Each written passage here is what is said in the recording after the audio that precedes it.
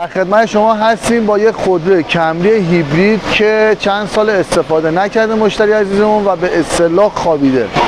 این خودروی کمری برای روشن نشدن به مجموعه ما مراجعه کرده و با دستگاه دیاگ یک سری پارامترها ما چک میکنیم که ببینیم آیا این خودرو ایراد خاصی داره یا نه.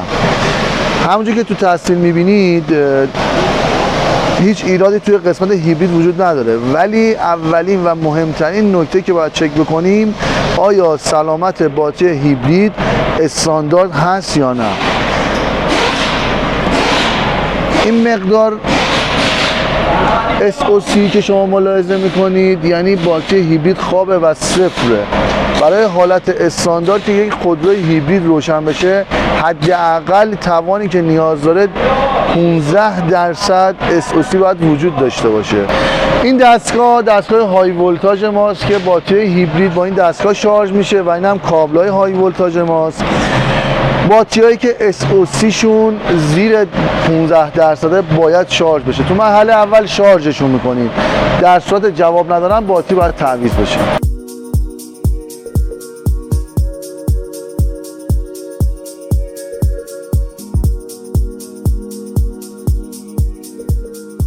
زمان شارژ باتری هیبرید به پایان رسید. همونجوری که در تصویر میبینید SOC خودرو هولوش 46 شده، 45 46 شده و میریم برای ردی کردن.